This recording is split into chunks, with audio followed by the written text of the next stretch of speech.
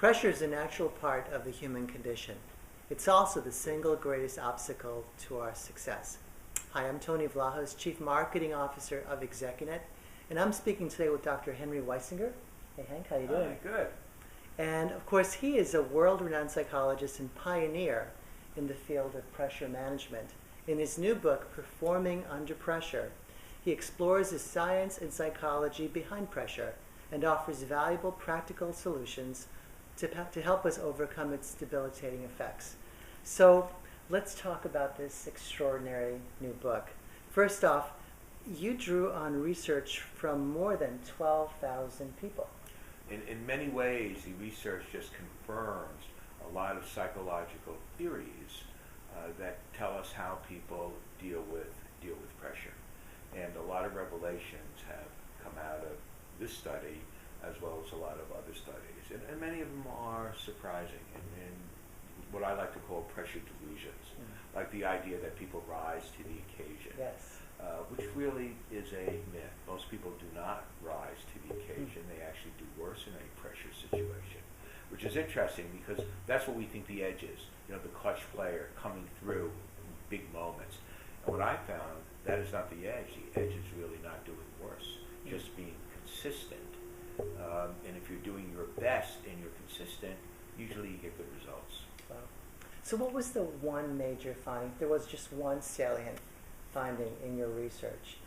Was it that there's this mythology about how pressure helps us or hurts us? What was your... Well, yeah, most people, many organizations, for example, think that they should put, especially in retail, put more pressure on people because that will motivate them.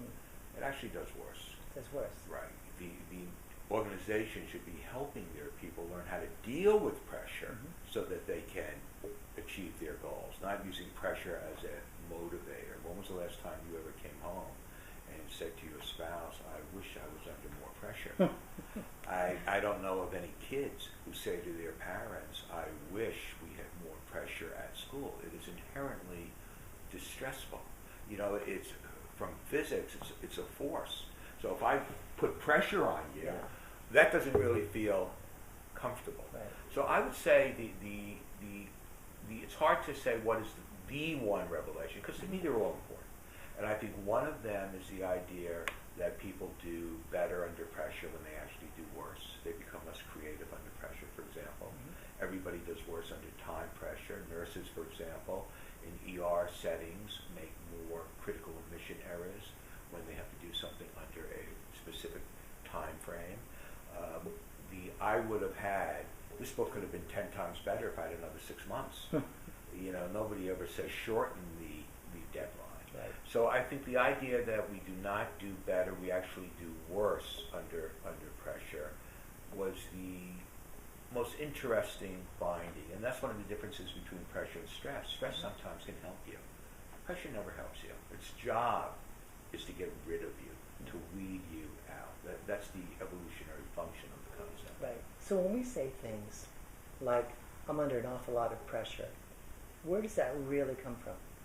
Well, I think the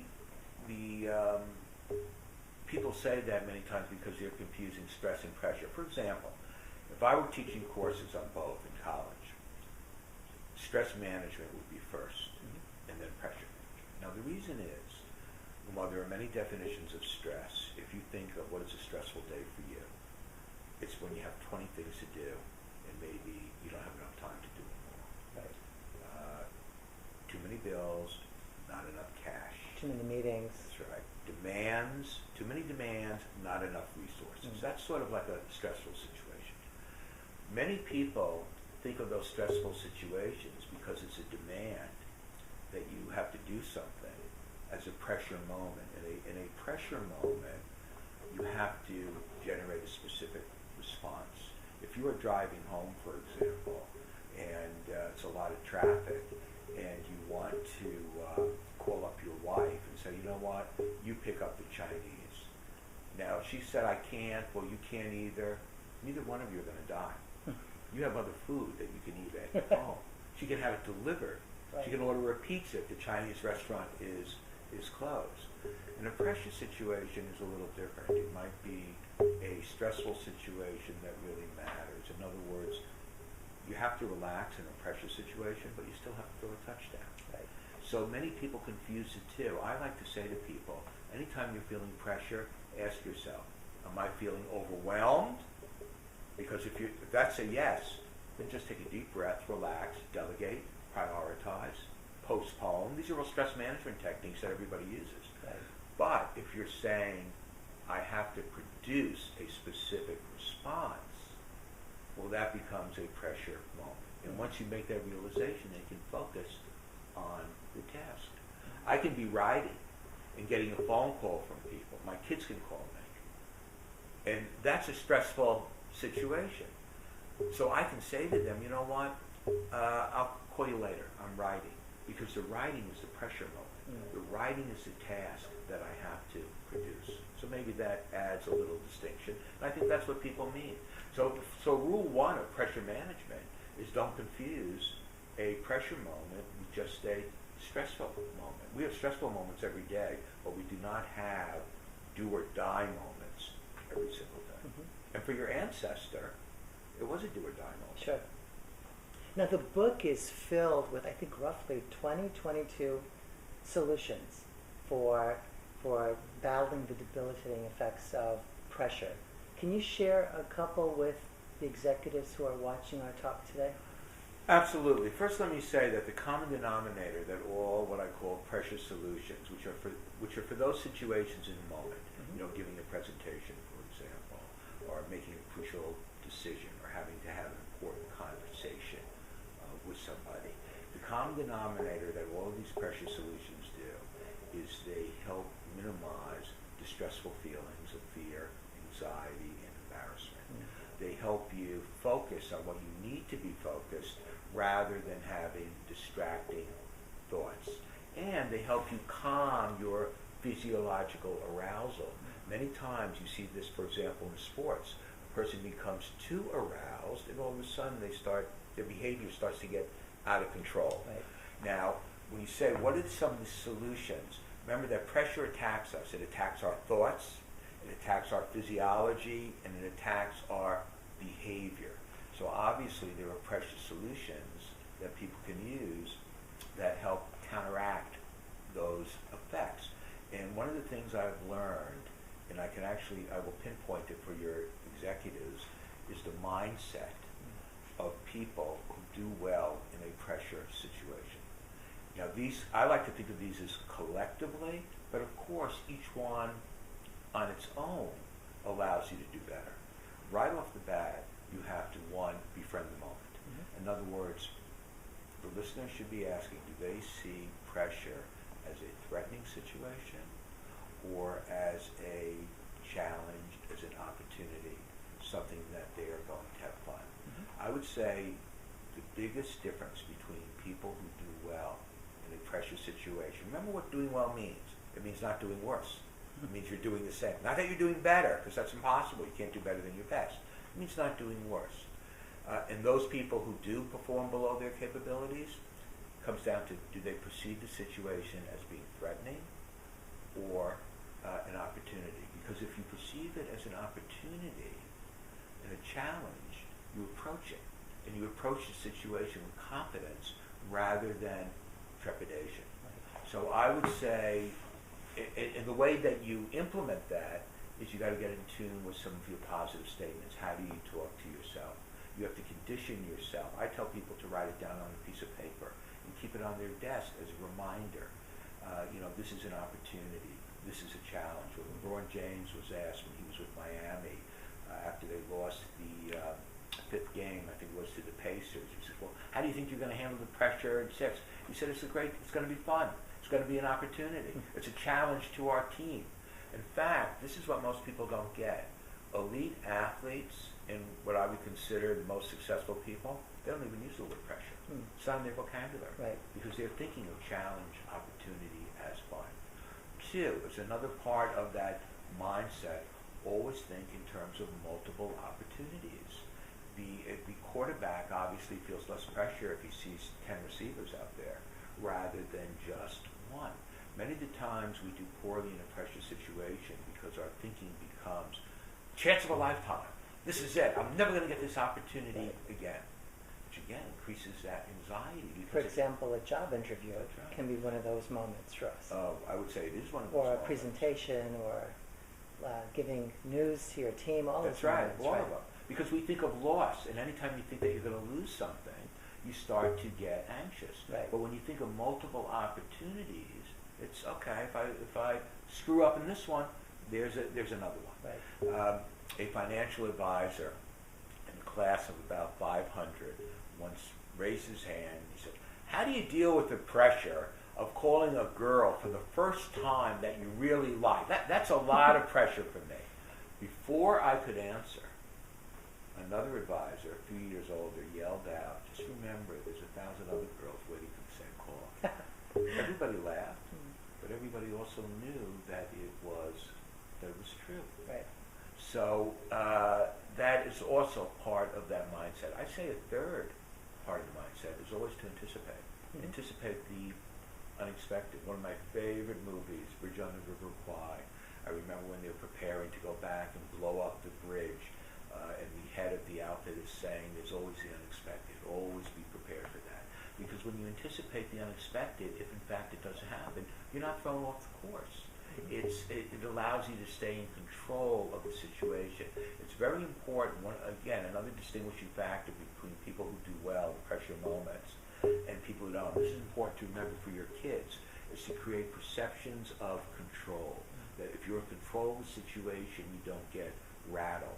You hear this many times in sports. When a player makes a bad shot, he or she loses their composure and they can't even recover many times.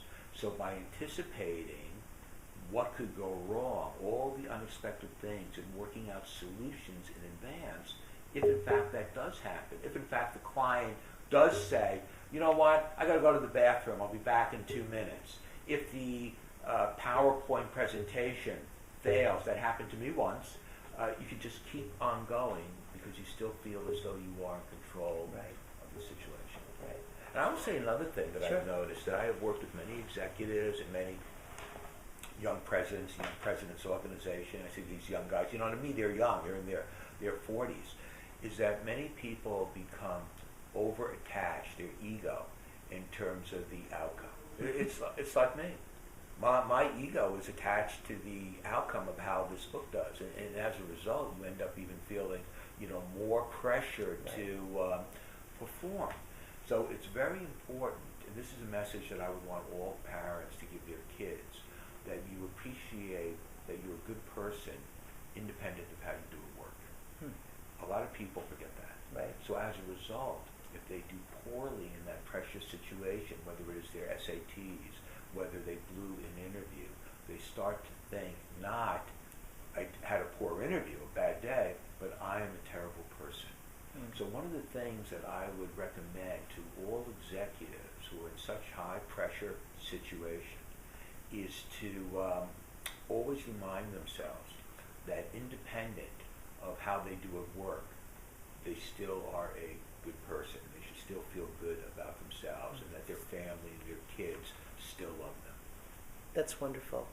You coached a lot of executives and worked with lots of organizations. You've taught at executive education programs, at Ivy League B schools. What thread, if there is one, have you picked up among operational leaders, people in high-level positions, when it comes to pressure-filled moments? Do most of us, in other words, handle those gracefully, or do we quote-unquote choke? What seems to be our common denominator, if there is one? I would say the common denominator is that for everybody, I can't say everybody, but for most people, a pressure moment is very uncomfortable. And they start to get anxious, and they start to lose their focus. But balancing that, of those people that I have encountered, is the attitude, the awareness, the acknowledgement, I can be better in this situation.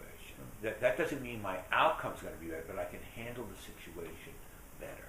And what I see as a as a transformation in coaching people to handle pressure is the transformation of control from the external environment in how that influences me to making it more of an internal way of how I respond. And once they realize that they can respond differently and they have options, see, many of them don't know what to do. Mm-hmm. Nobody, when you were in high school and you went to an Ivy League school, but I bet nobody said, here's how you handle the pressure. No. See, a lot of these things, when they work, because they work, they're reinforced so that we start to do them automatically. LeBron James did not have to be told, use the word opportunity instead of pressure or challenge. He just started doing that. Mm. It's like the 4-year-old who starts to cry and they realize if I cry, I get a lot of attention from my mother. That is no different than the boss who realizes if I yell, if I scream, my staff doesn't bug me.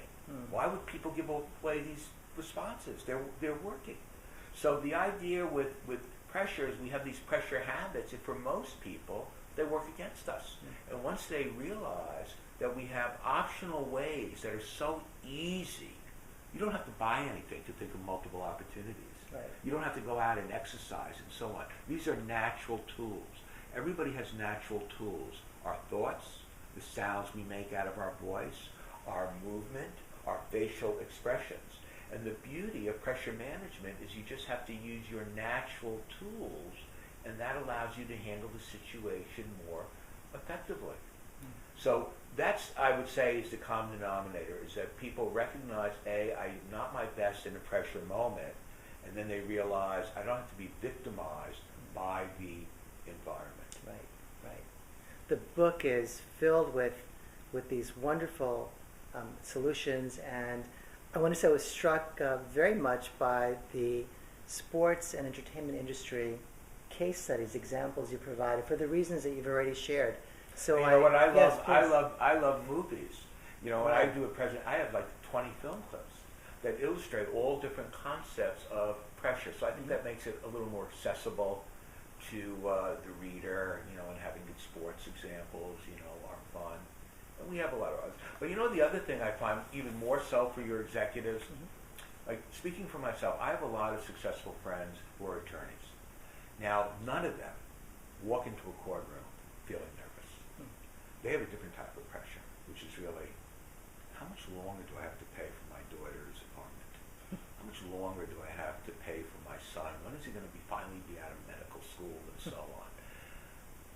It is the feeling of what I like to call pressure anxiety, which I say is becoming a contemporary plague in corporate America.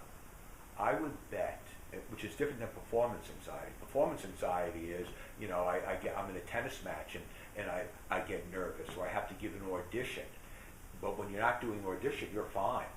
I'm saying that pressure anxiety is the perpetual feeling every single day I have to produce. And at the same time, how much longer can I do this? How much longer can I carry the load? Right. And I find that is a feeling that keeps people up at night, and it's the feeling that wakes them up in the morning. I know people in retail who, as soon as they wake up, their first thought is, can I make my quota? It is that perpetual feeling of having to be on, having to produce, and simultaneously questioning whether you can. And I say that's becoming a plague in corporate America. And there's reasons people should have that. You would actually, there would be a time 20 years ago where if a kid came home from school and said, I only got 640 on my SATs, my life is over, and so on. We'd say, stop with the exaggeration. Your life isn't over, and so on. The reality is today, there's some truth to that. You come home with 640 on your math SATs, you're not getting into MIT. Maybe 10 years ago you would, but not now, because global competition is making everybody have to produce.